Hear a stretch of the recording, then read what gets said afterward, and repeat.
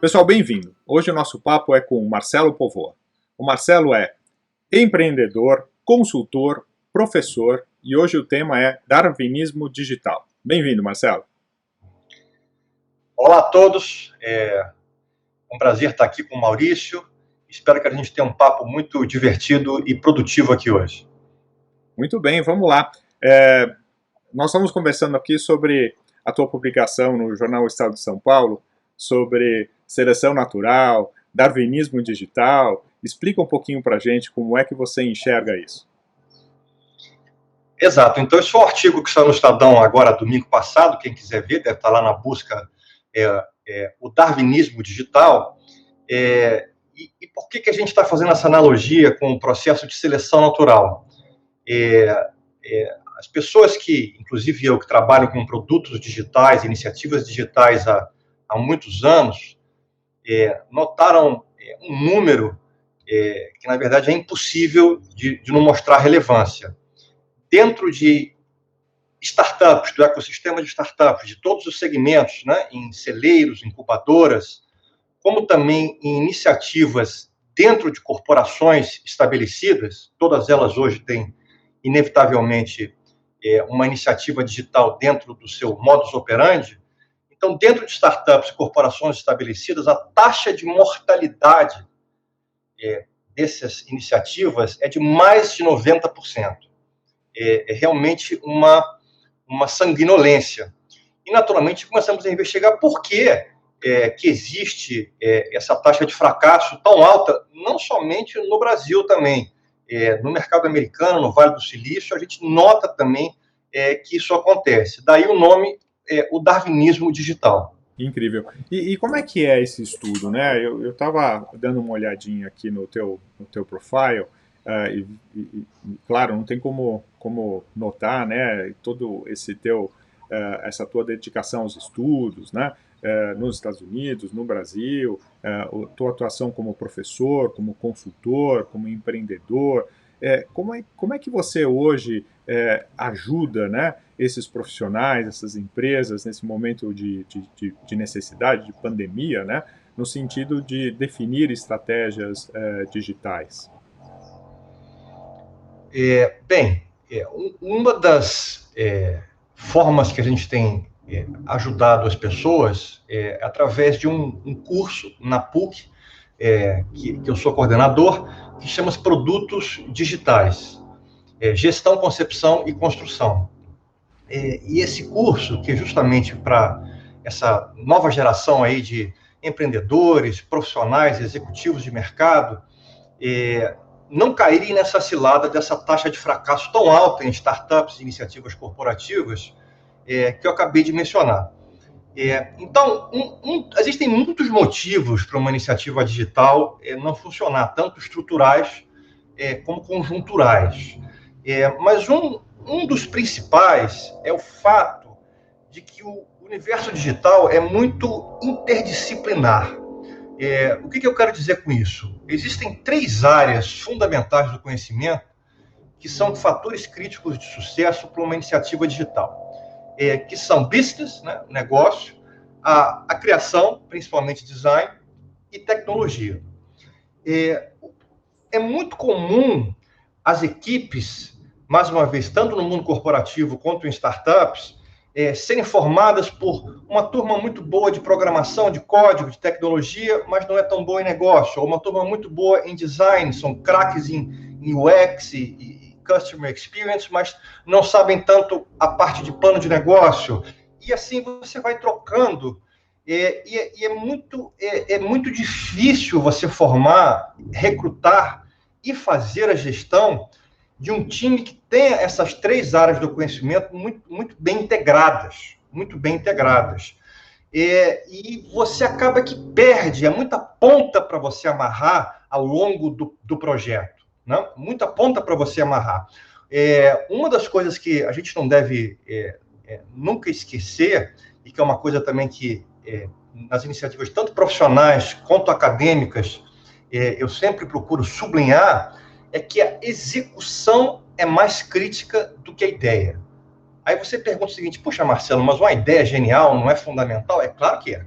Eu não disse que ela é mais importante, eu disse que a execução é mais crítica do que a ideia. Ou seja, aí você pergunta assim, Marcelo, mas a ideia não é fundamental, uma ideia genial, uma ideia interessante, uma ideia brilhante? É claro que é. Eu não estou dizendo que a ideia é menos importante que a execução. Eu estou dizendo que a execução é mais crítica do que a ideia. O que eu quero dizer com isso? É que a execução é que ela vai definir o sucesso ou o fracasso daquela ideia.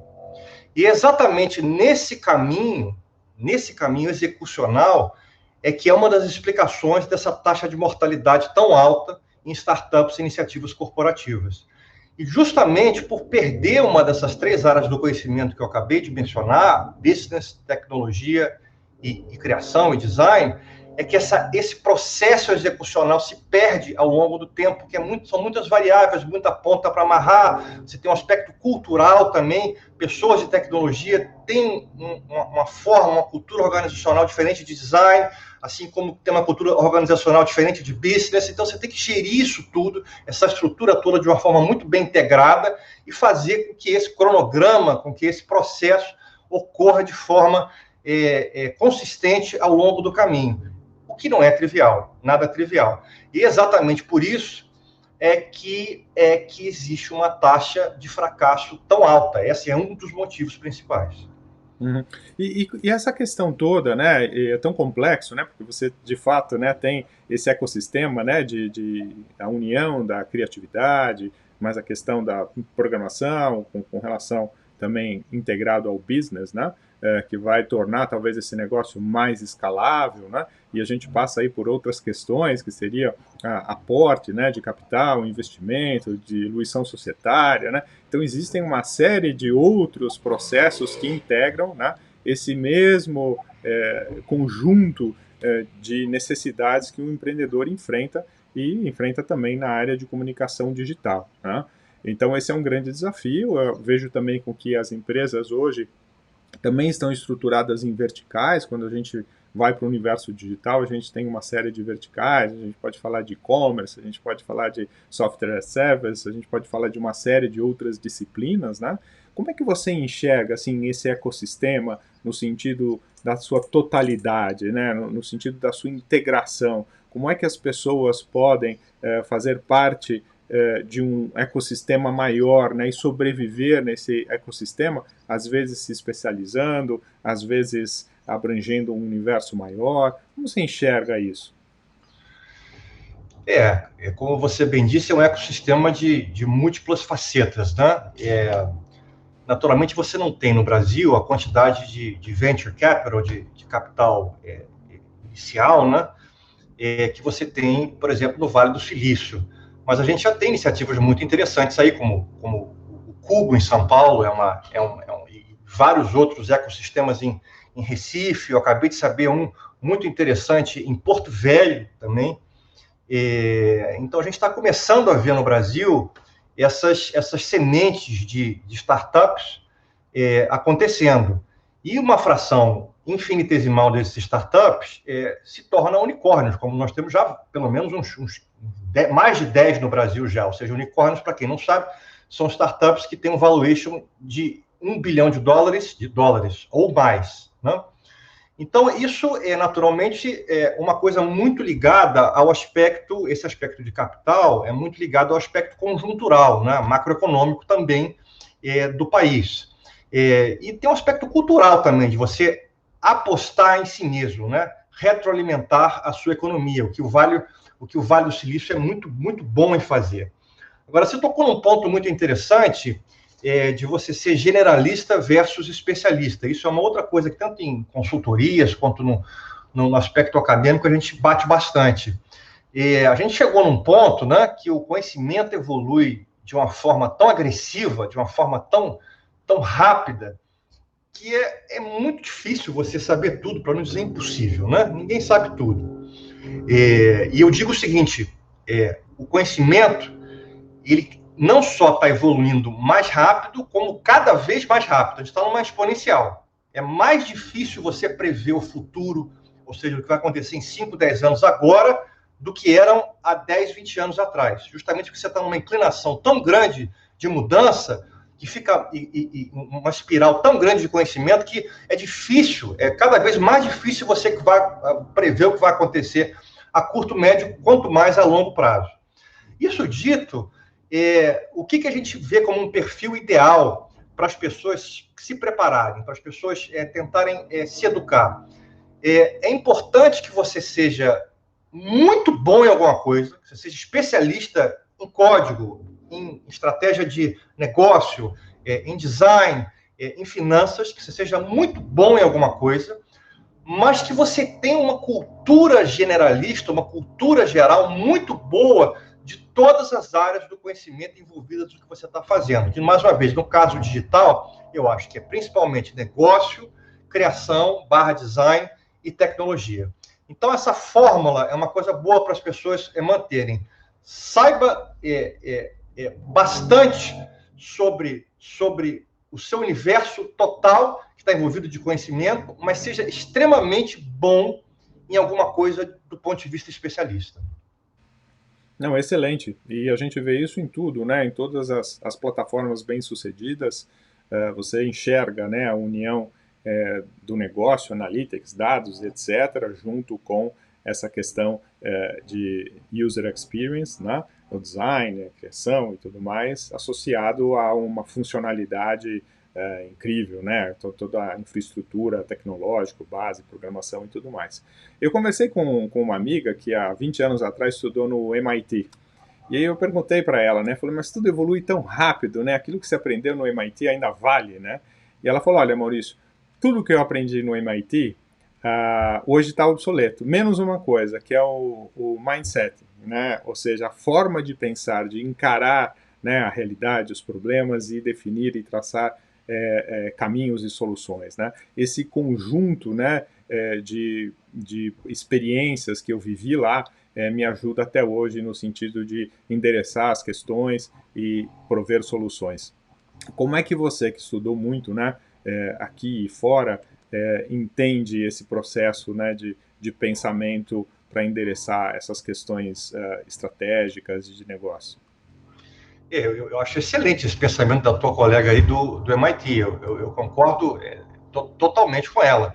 Se você for observar a sua evolução baseada apenas em, por exemplo, plataformas de tecnologia ou soluções de tecnologia, a obsolescência é inevitável, né? O Steve Jobs, tem uma entrevista dele que eu gosto muito, que ele fala que a área digital não é uma área que você escreve uma princípia, né? Que é por exemplo, o livro A Matemática de Newton, que é um livro de centenas de anos e que continua absolutamente atual.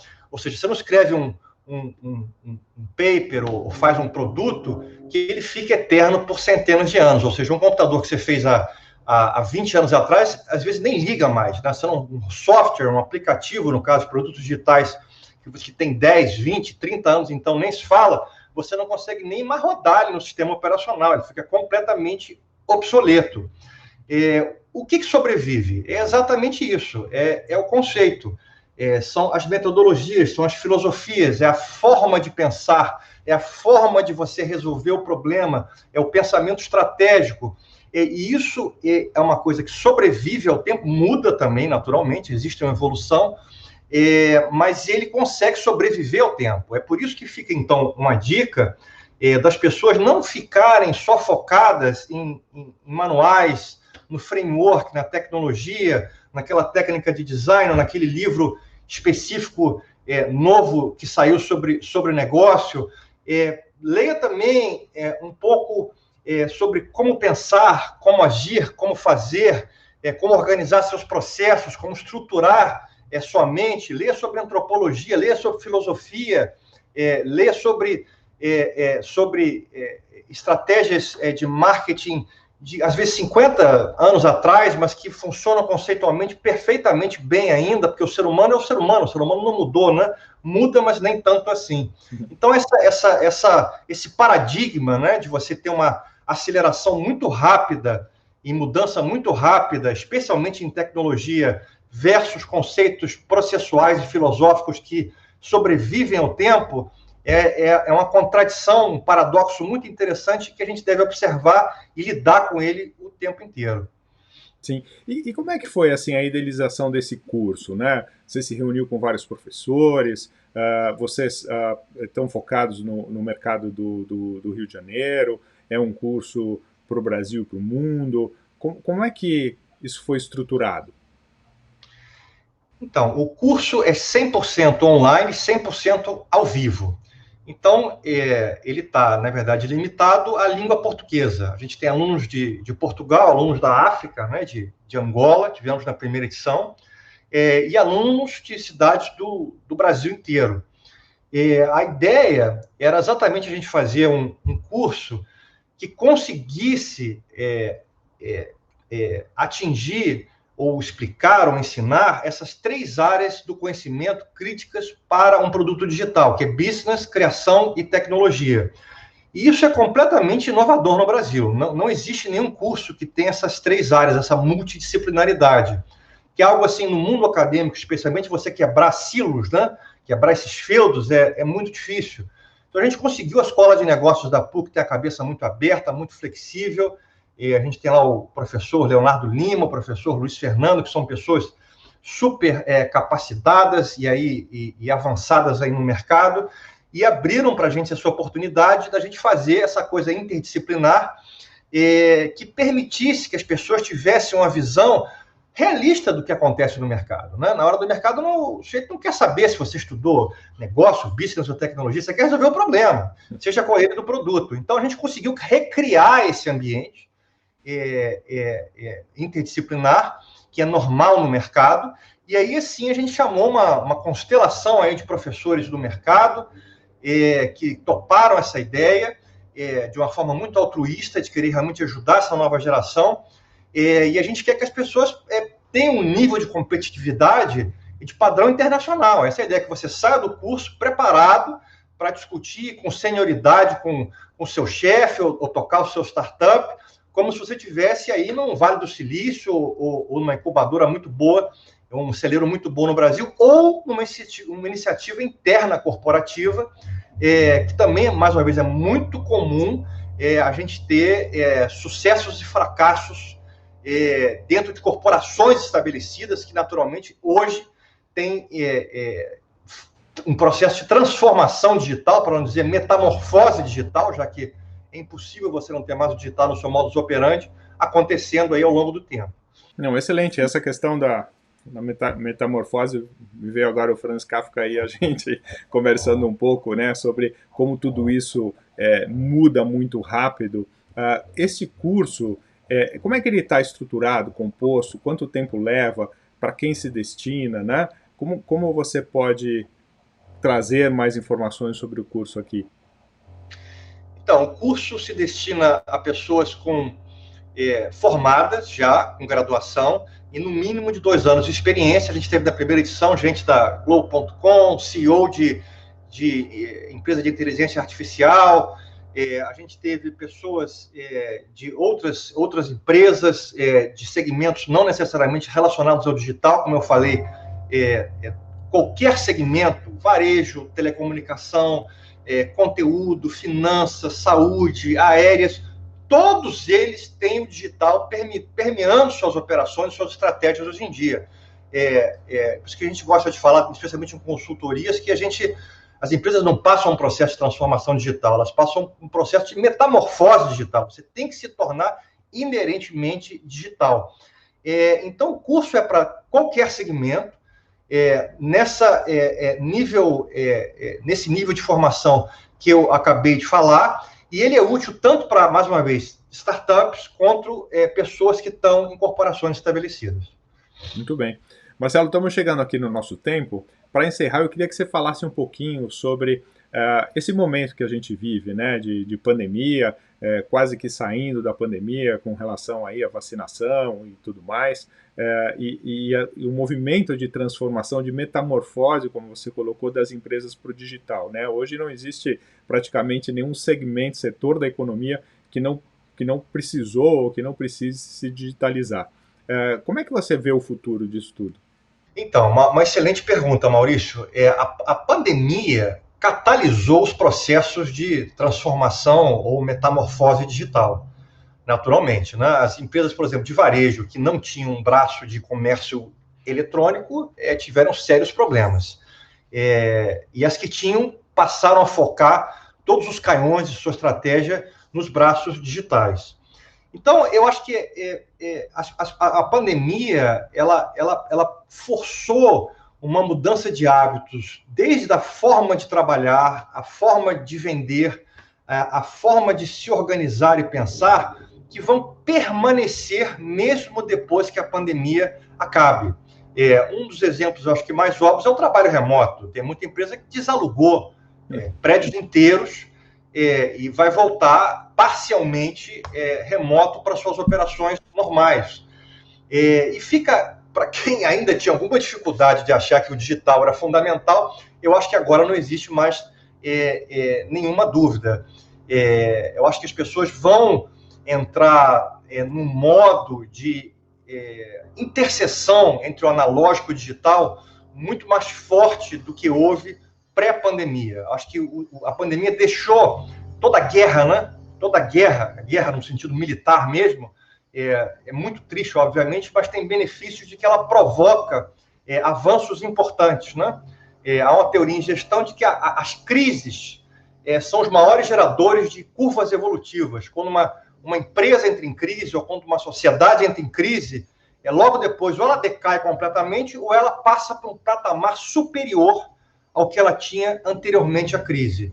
E é isso, sinceramente, que eu espero que seja o que a pandemia vai deixar de bom para a gente. A gente vai voltar para um patamar de digital, de forma de trabalho, de forma de se relacionar, que era mais evoluído, mais sofisticado do que antes da pandemia. Sem dúvida nenhuma. Não, esse é um pensamento muito interessante, né? Avaliando aí talvez uma grande crise mundial, como foi o caso da Segunda Guerra, a gente pode verificar, né, o crescimento das nações, né, como a raça humana evoluiu e como também trouxeram alguns efeitos colaterais, Guerra Fria, uma série de outros processos, né? Então acho que na pós-pandemia a gente vai poder analisar uma série de efeitos colaterais, né, em virtude de todo esse processo e também muito ganho, né, no sentido evolutivo. Incrível conversar contigo, Marcelo. Só para fechar, então, esse pensamento, depois da Segunda Guerra, que foi a década de 50, talvez, por todas as métricas socioeconômicas, tenha sido o maior período de prosperidade da história humana, em termos de taxa de mortalidade, saúde, expectativa de vida melhorando, de curva de aceleração, índices macroeconômicos. Mas seria muito perverso dizer que você precisa ter uma guerra mundial para que isso aconteça, né? Mas que existe algum tipo de inter-relação entre uma crise e provocar um processo evolutivo, isso é inevitável. Meu caro, adorei o papo, muito obrigado pelo seu tempo, né? A gente poderia ficar aqui conversando horas, mas vamos lá para o futuro, a gente marca um novo e mais profundo, quem sabe pós-pandemia. Maravilha, Maurício. Eu agradeço a todos aí da audiência a atenção ao nosso papo e agradeço ao Maurício o gentil convite e muito sucesso nesse canal que eu tenho certeza que vai bombar aí, que é o canal M. Muito bom, muito obrigado, meu amigo. Eu vou fazer aí um cursinho com vocês para fazer esse canal aqui bombar. Perfeito.